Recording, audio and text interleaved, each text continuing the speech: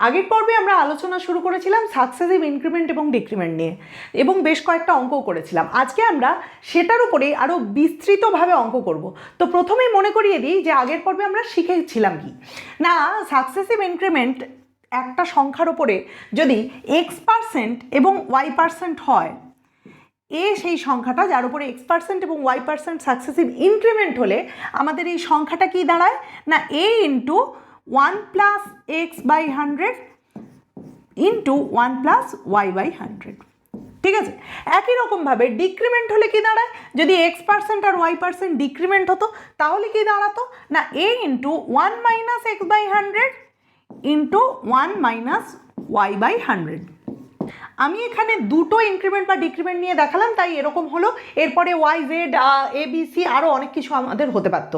তো এরপরে আরেকটা জিনিস এখানে মনে করানো, সেটা হচ্ছে এখানে ইনক্রিমেন্ট এখানে ডিক্রিমেন্ট দেখানো আছে, কিন্তু যদি ইনক্রিমেন্ট ডিক্রিমেন্ট দুটোই একসঙ্গে হয় সেটাও আমরা এই সাকসেসিভ ইনক্রিমেন্ট বা ডিক্রিমেন্টের যে রুল, সেই রুলেই ফেলতে পারবো।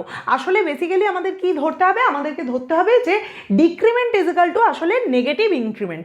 এইটুকু মনে রাখলেই আমরা বাকি সমস্ত কিছু এই সূত্রটা দিয়েই করে ফেলতে পারবো। তো চলে যাচ্ছি আমাদের অঙ্কে।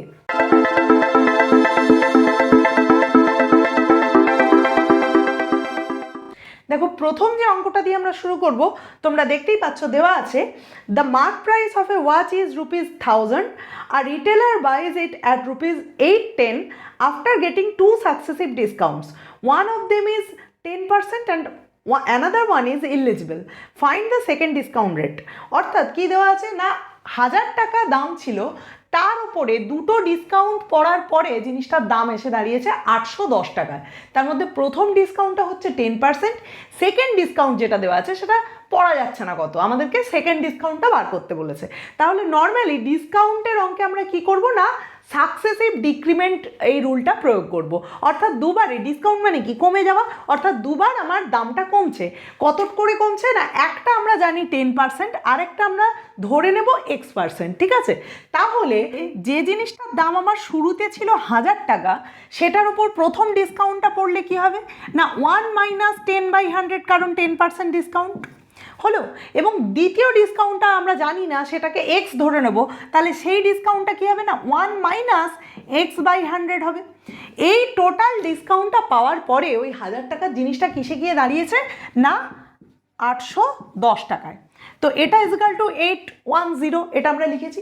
এরপর আমরা এটাকে সমাধান করব। তাহলে দেখে নিই কীভাবে সমাধান করব। তাহলে 1000 গুণিত ওপরের এই পার্টটা কি আসবে 90/100 গুণিত 100 মাইনাস x/100, এদিকে আসছে 810। দেখো শূন্যগুলো সব ঝট করে কেটে দাও, এখানে আরেকটা শূন্য আছে, এটা কেটে দাও, এখানে 0, এটা 0 কেটে গেল। তাহলে আমার কি রইল পড়ে না 9 into 100 minus x is equal to 810, বা এখান থেকে আমরা করতে পারি 100 minus x is equal to 9 দিয়ে এটাকে ভাগ করে ফেলতে পারি, এটা হবে 90 বা x ইজ ইকাল টু 10। অর্থাৎ সেকেন্ড যে ডিসকাউন্টটা, যেটা এখানে দেওয়া নেই, যেটা পড়া যাচ্ছে না, সেটাও হচ্ছে 10%। নেক্সট অঙ্কটা খুবই সহজ সরল একটা প্রশ্ন, কিন্তু উত্তরটা করতে হবে আমাদেরকে একটু লেংদি প্রসেসে। কি দেওয়া আছে না, কোনটা বেশি ভালো, 40% ডিসকাউন্ট নাকি 36 আর 4% ডিসকাউন্ট। অর্থাৎ দেখো দুটোই 36% প্লাস 4% যদি কেউ অ্যাড করে তাহলে দেখতে লাগবে সেটা 40%, কিন্তু এই সাকসেসিভ দুটো যে ডিসকাউন্ট 36% আর 4%, সেটা বেটার নাকি 40% ডিসকাউন্ট পাওয়াটা বেটার, কোনটা বেশি ভালো, সেটা করতে হলে কিন্তু আমাদেরকে অঙ্কটা করতে হবে। তাহলে আমরা প্রথমে ধরে নিচ্ছি যে একটা জিনিসের দাম ধরা যাক x। ঠিক আছে, একটা জিনিসের দাম x, এবার আমরা এতে দুটো সাকসেসিভ ডিসকাউন্ট দিয়ে দেখি যে এর দামটা কি দাঁড়ায়। তাহলে সাকসেসিভ ডিসকাউন্ট মানে কি, মানে হচ্ছে সাকসেসিভ ডিক্রিমেন্ট, তাই তো। তাহলে এখানে ডিক্রিমেন্ট হয়ে কি হবে না 1 মাইনাস 36/100, এটা একটা, গুণিত 1 মাইনাস 4/100, আমাদের যা হিসাব, অর্থাৎ 36% আর 4%, এই দুটো ডিসকাউন্ট। তাহলে এটা কি হবে 1x গুণিত 100 মাইনাস 36/100 গুণিত 100 মাইনাস 4/100। এবার এটাকে না আমাদেরকে একটু ছোট করে নিতে হবে জিনিসটাকে, তাহলে আমরা কিভাবে করব সেটা একটু দেখি। তাহলে এটা কত হচ্ছে, এটা ওপরে আসছে 64/100 ইন্টু 96/100। আমরা কাটাকাটি করি, কাটাকাটি করলে এটা কি আসবে, 4 ষোলং 64, 4 পঁচিশং 100, এখানেও আসবে 4 পঁচিশং 100, আর 4 চব্বিশে 96, অর্থাৎ 16 ইন্টু 24টা ওপরে গেল। এইটাকে যদি আমরা গুণ করি 16 ইন্টু 24 ওপরে আসবে 384, আর নিচে আসবে 25 ইন্টু 25 অর্থাৎ 625। তাহলে আমরা দেখলাম যে দুটো সাকসেসিভ ডিসকাউন্ট দেওয়ার পরে দামটা এসে দাঁড়ালো এক্স ইন্টু 384/625। ঠিক আছে, এবার আমাদেরকে হিসাব করতে হবে যে একটা 40% ডিসকাউন্ট দিলে দামটা কোথায় দাঁড়াতো। তাহলে একটা 40% ডিসকাউন্ট দিলে কোথায় দাঁড়াতো না, এক্স ইন্টু 1 মাইনাস 40/100 দাঁড়াতো। বা এটা আমরা লিখতে পারি এক্স ইন্টু 60/100, কাটাকাটি করলে আসতো 2 3 6, 2 5 10, অর্থাৎ এক্স ইন্টু 3/5। এবার দেখো এটার নিচে 625 আছে, তাহলে আমাদেরকে এই দুটো ভগ্নাংশের মধ্যে কোনটা বড় এটা জানতে গেলে আমাদেরকে কি করতে হবে, আমাদের দুটোর অন্তত হরটা একই নিয়ে আসতে হবে। তাহলে হরটা একই আনতে গেলে আমরা কি করব না, এখানে একটা 125 দিয়ে ওপর নিচে গুণ করে দেবো। তাহলে ওপরে 125 দিয়ে গুণ করলে কি আসবে না 375, আর নিচে আসবে 625। তাহলে এবার দেখো কোনটা আমরা বেশি কম পাচ্ছি, আমাদের এই দুটো ডিসকাউন্ট দেওয়ার পরে দামটা যেটাতে আসছে সেটা কিন্তু একটু বেশি।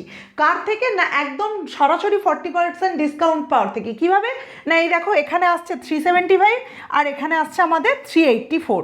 ফলে কোনটা বেশি লাভবান একটা ক্রেতার পক্ষে না, এই সাকসেসিভ ডিসকাউন্টটা কখনোই নয়। আমাদের পক্ষে সবচেয়ে লাভবান কোনটা না, সরাসরি 40% ডিসকাউন্টটা। ওই জন্যই বিভিন্ন শপিং মলে দেখবে বিভিন্ন ডিসকাউন্ট পরপর দেওয়ার একটা রীতি আছে, যে এই অফারটার জন্য এত পার্সেন্ট, ওই অফারটার জন্য এর ওপরে আরও 10%, এই রকম, যাতে টোটালটা দেখতে অনেক পার্সেন্ট হলেও আসলে তুমি অতটা ছাড় পাও না।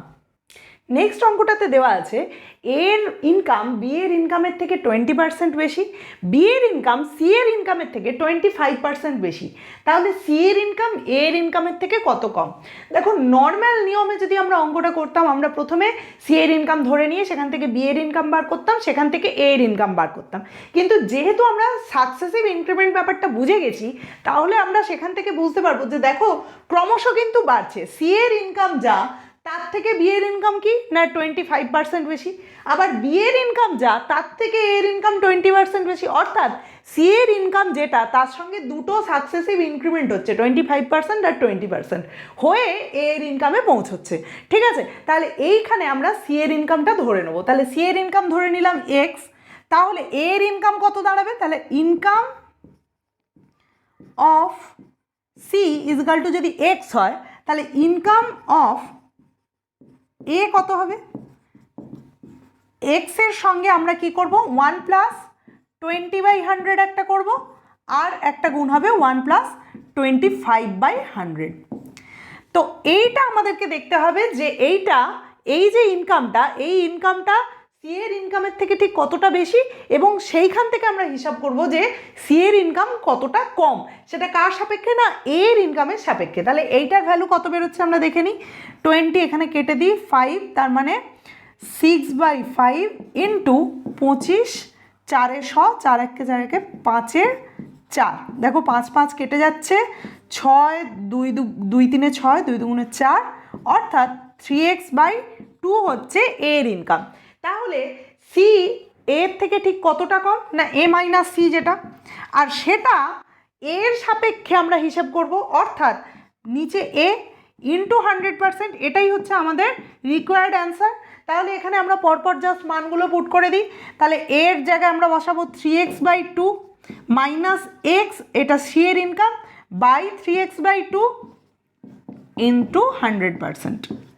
সরল করে আমরা এটার উত্তর করলে কি করব, কিভাবে সরলটা করতে হয় দেখো, আমরা এত কিছু জটিলতা যাব না, আমরা সিম্পলি ওপরে আর নিচে 2 দিয়ে গুণ করে দেবো। তাহলে ওপরটা কি দাঁড়াবে না 3x মাইনাস 2x, অর্থাৎ এখান থেকে আমরা লিখতে পারি x, আর নিচেরটা কি দাঁড়াবে না শুধুমাত্র 3x, কারণ আমরা যদি 2 দিয়ে গুণ করে দিই এটা কেটে যাচ্ছে। ঠিক আছে, তাহলে এটা ইন্টু 100%, অর্থাৎ আমাদের কি থাকছে না 33.1/3%। এটাই হচ্ছে আমাদের উত্তর, অর্থাৎ সি এর ইনকাম এর থেকে ঠিক 33.1/3% কম।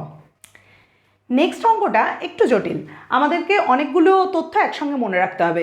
এখানে দেওয়া আছে যে একটা শপিং মলে একটা গিফট আইটেমের দাম 12,500 টাকা, এর ওপর দুটো ডিসকাউন্ট দেওয়া হয়েছে, একটা 10% আর একটা 8%।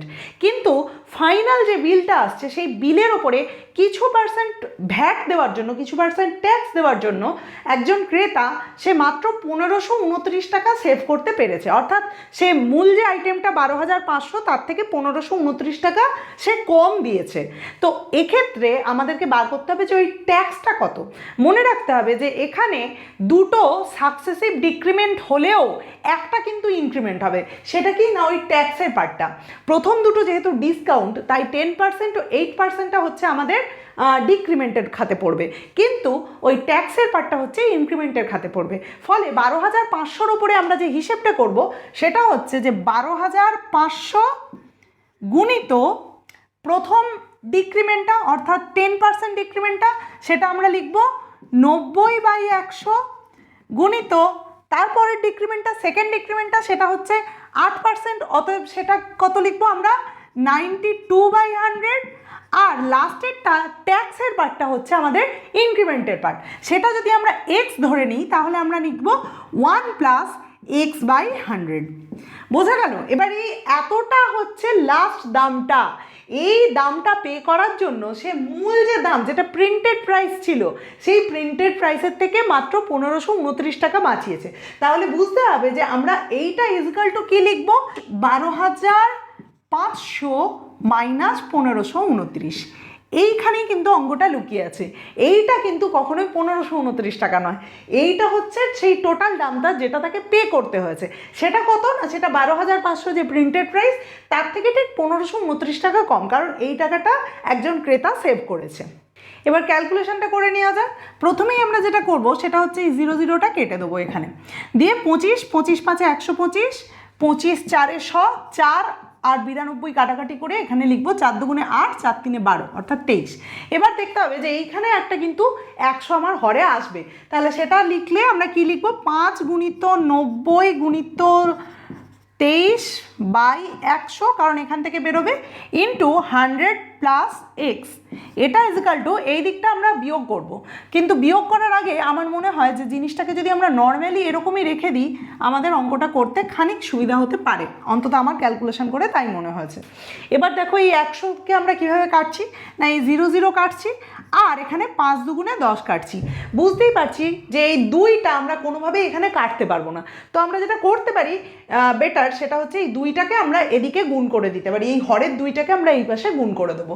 তাহলে এই পার্টটাতে 9 × 23 অর্থাৎ পড়ে থাকবে 207, 207। এখানে 100 + x যেরকম আছে সেরকমই থাকবে, আর এই 2টা এদিকে গুণ হয়ে গেলে 12,500-র সঙ্গে 2 গুণ হলে হবে 25,000 মাইনাস, আর 1529কে দুগুণ করলে আসবে 3058। ঠিক আছে, এরপর দেখো আমাদের জিনিসটাকে আমরা একটু সহজ করে নিতে চাইলাম, তো এখানে কি আসবে 20700 প্লাস 207x ইকুয়ালস টু, এই দিকটা আমার আসবে 21942। ঠিক আছে, এরপর আমরা কি করব না 207x ইকুয়ালস টু কী করবো না 21942, এখান থেকে 20700 বাদ দেবো, বা 207x ইজিক্যাল টু এটা আসবে 1242। ঠিক আছে, এরপর x বার করবো আমরা কীভাবে না 1242কে 207 দিয়ে ভাগ করে। দেখো এই ভাগটা খুব সহজেই আমরা দেখতে পাচ্ছি যে 6 দিয়ে গুণ করলেই আসবে, কারণ 6 2 12 আর 6 7 42, অর্থাৎ মাঝখানে শূন্য আছে মানে এইটা কেটে যাবে 6 দিয়ে। তো অর্থাৎ আমরা এখান থেকে কি দেখতে পেলাম যে যে ভ্যাটটা দিতে হয়েছিল, যে এক্সট্রা টাকাটা পে করতে হয়েছিল, সেটা হচ্ছে যে বিলটার উপরে 6% একটা অ্যাড হয়েছিল। নেক্সট অঙ্কটা IBPS PO 2016-তে এসেছিল, আগের অঙ্কটারই মতো, মানে আগের কয়েকটা অঙ্ক যে আমরা করলাম সেই রকমই। এটাতেও সাকসেসিভ ডিসকাউন্টের কথা বলা আছে। একটা ঘড়ির মূল্য ছিল 3200 টাকা, দুটো সাকসেসিভ ডিসকাউন্ট দেওয়া হয়েছে, একটা 10%, আরেকটা আমাদেরকে বার করতে হবে, এবং তার ফলে ঘড়িটার দাম দাঁড়িয়েছে 2448 টাকা। ঠিক আছে, তাহলে আমাদের কি দেওয়া আছে না একটা ঘড়ির দাম ছিল 3200 টাকা, সেই 3200 টাকার উপরে আমাদের দুটো সাকসেসিভ ডিসকাউন্ট কাজ করেছে। একটা ডিসকাউন্ট হচ্ছে 10%, মানে আমরা তার জন্য লিখব 100 - 10 অর্থাৎ 90/100 ইন্টু আরেকটা আমরা জানি না, তাহলে যেটা জানি না সেটা আমরা কি লিখব না 100 - x/100 হলো। এর ফলে এটার দাম দাঁড়িয়েছে কত না 2448 টাকা। এবার আমাদেরকে এক্সের ভ্যালুটা বার করতে হবে, কিছুই না, আমরা সিম্পলি এই কাটাকাটিটা করব। এখানে 0, এখানে 0 অর্থাৎ ওপরে দাঁড়ালো 32 × 9, নিচে 10, 100 - x = 2448। এরপর 100 - x এইটাকে আমরা বাঁ দিকে রাখবো, আর ডান দিকে বাকি এই টার্মটা আছে এটাকে নিয়ে চলে যাব। তাহলে বাকি টার্মটা এদিকে নিয়ে গেলে কি আসবে না 2448 × 10, আর নিচে আসবে 32 × 9। দেখো আমরা সহজেই দেখতে পাচ্ছি যে 2448 এইটা কি দ্বারা বিভাজ্য, 8 দ্বারা বিভাজ্য। তাহলে আমরা 8 দিয়ে প্রথমে এটাকে ভাগ করি, 8 × 3 = 24, 8 × 6 = 48, 8 × 4 = 32। এরপরে আমরা 9 দিয়ে এটাকে 306টাকে কাটতে পারি, তাহলে আসবে 9 × 3 = 27 আর 9 × 4 = 36 হলো। এরপর দেখো জাস্ট দুটো পড়ে থাকছে, সেটা হচ্ছে 2 × 2 = 4, 2 × 7 = 34 আর 2 × 5 = 10। অর্থাৎ আমার এইদিকে পড়ে থাকছে 100 - x = 17 × 5 = 85, অথবা x = আমরা লিখতে পারি 15, অর্থাৎ 100 থেকে 15 বাদ দিয়ে 85 পেয়েছি। অর্থাৎ সেকেন্ড যে ডিসকাউন্টটা সেটা ছিল 15%। নেক্সট অঙ্কটাও IBPS 2016তেই এসেছিল। এখানে কি দেওয়া আছে না একজন ডিলার তার কস্ট প্রাইসের ওপরে, একটা জিনিসের কস্ট প্রাইসের ওপরে 30% দাম বাড়িয়ে সেটাকে মার্ক প্রাইস করে রাখে, অর্থাৎ মুদ্রিত মূল্য করে রাখে। এমনভাবে করে রাখে যাতে 15% ডিসকাউন্ট দিয়েও তার কিছু একটা লাভ থাকে। তো যে জিনিসটার 84 টাকা লাভ করেছে সে, তাহলে সেই জিনিসটার কস্ট প্রাইস কত ছিল এটা আমাদেরকে বার করতে হবে। তাহলে কি করেছে না একটা জিনিস সেটা সে 30% দাম বাড়িয়ে রেখেছিল, তারপর সেখান থেকে একটা 15% ডিসকাউন্ট দিয়েছে। এই ডিসকাউন্ট দেওয়ার পরে তার একটা কস্ট প্রাইসের থেকে তো একটু বেশি সে দাম পেয়েছে, এই দামটা হচ্ছে তার লাভ। সেই লাভটা আমাদের এখানে দেওয়া আছে 84 টাকা। আমাদেরকে বার করতে হবে কস্ট প্রাইস কত ছিল। তো ধরে নিই এখানে কস্ট প্রাইস অর্থাৎ প্রথম যে প্রাইসটা থেকে যাত্রাটা শুরু হয়েছিল সেই কস্ট প্রাইস = A। তাহলে কস্ট প্রাইস যদি A হয়, সেলিং প্রাইসে পৌঁছানোর আগে সেখানে কি হবে, সেখানে একটা 30% অ্যাড হবে, 30% ভ্যালু অ্যাড হবে, আর একটা 15% ডিসকাউন্ট অ্যাড হবে, অর্থাৎ 15% সেখান থেকে একটা ডিক্রিমেন্ট হবে। দেখো এটাও কিন্তু ওই সাকসেসিভ ইনক্রিমেন্ট ডিক্রিমেন্টেরই গল্প। অর্থাৎ সেলিং প্রাইসে যখন জিনিসটা পৌঁছবে তখন হবে A × কস্ট প্রাইসের ওপরে প্রথমে কতটা দাম চড়েছিল না 30, অর্থাৎ 100 + 30 মানে 130/100 গুণিত ডিসকাউন্ট কত দিয়েছিল না 15%। তাহলে 100 - 15 মানে কত 85/100। তাহলে এইটা হচ্ছে ফাইনালি সেলিং প্রাইস। এরপর কি দেওয়া আছে না এই selling price minus cost price, অর্থাৎ যেটা লভ্যাংশ, সেই লাভ = দেওয়া আছে আসলে এখানে 84 টাকা। তাহলে এইটা মাইনাস A, অর্থাৎ আমরা লিখবো A × 130/100 × 85/100 মাইনাস A, এই লাভটা = 84। আমরা এখান থেকে A এর ভ্যালুটা বার করব। তাহলে আমরা দেখি প্রথমে এটা কি করব, 0 0 কেটে নেব, তারপর এখানে কি করব 5 7 = 85 করব, আর 5 20 100 করব হলো। তাহলে ওপরে কি আসবে না A × এটা 17 × 13 করলে আসবে 221, আর নিচে এটা আসছে 200 মাইনাস A = 84। বা এখান থেকে আমরা কি করতে পারি, আমরা এটা কমন নিয়ে লিখতে পারি 221/200 - 1 = 84, বা A × 21/200 = 84, বা A = আমরা লিখতে পারি 84 × 200/21। দেখো 21 84কে দিয়ে কাটলে হয় 4, এটা = 4 × 2 = 8, 800। অর্থাৎ ওই জিনিসটার কস্ট প্রাইস ছিল 800, যেটার উপরে একটা 30% ভ্যালু চাপানো ছিল, এবং একটা 15% ডিসকাউন্ট দিয়ে সেটা বিক্রি করার পরে 84 টাকা হচ্ছে আমাদের লাভ হিসেবে সেই ব্যবসায়ী পেয়েছে। নেক্সট অঙ্কটা RRB 2008-এ এসেছিল। এটাতে কি দেওয়া আছে, এটাতে দেওয়া আছে যে একজনের মাইনে প্রথমে 50% রিডিউস করা হয়েছে, তারপর সেই রিডিউসড মাইনেটা আবার 50% বাড়ানো হয়েছে, এতে তার ওভারঅল কতটা ক্ষতি হয়েছে। তাহলে আমরা প্রথমে কি দেখব না, ধরে নিলাম তার মাইনেটা ছিল এ, ঠিক আছে। এবার এখানে আমরা কি করব না, এটা প্রথমে 50% কমেছে, অর্থাৎ প্রথমে আমরা লিখব 50/100 মানে 100 মাইনাস 50/100 ইন্টু, এরপরে কি হয়েছে না 50% বাড়ানো হয়েছে, অর্থাৎ 100 প্লাস 50 অর্থাৎ 150/100। তাহলে এটা হয়েছে তার ফাইনাল মাইনে। এই মাইনেটা আমরা কত বার করি না, এখানে 0 0 কাটলাম, এখানে 0 0 কাটলাম, তাহলে ওপরে রইল 15 5 75 আর নিচে 100, আর কাটাকাটি করার দরকার নেই। এটাকে আমরা সিম্পলি a ইন্টু 0.75 লিখে দিই, ওপরে 75 নিচে 100, ঠিক আছে, যাতে আমাদের হিসেব করতে সুবিধা হয়। তাহলে তার কত লস হয়েছে, তার লস পার্সেন্টেজ কত, loss percentage is equal to কত না a minus 0.75 by A into 100%, কারণ তার শুরুতে কত মাইনে ছিল এ, অর্থাৎ এখান থেকে হিসাব করলে আমরা কত পাবো, ওপরে 0.25, এ তো সব জায়গায় কেটে যাবে, ইন্টু 100% বা 25%। আজ এই পর্যন্তই। আমরা আরও বেশ কিছু টাইপ আর বেশ কিছু অঙ্ক নিয়ে নেক্সট পার্টগুলোতে আলোচনা করব।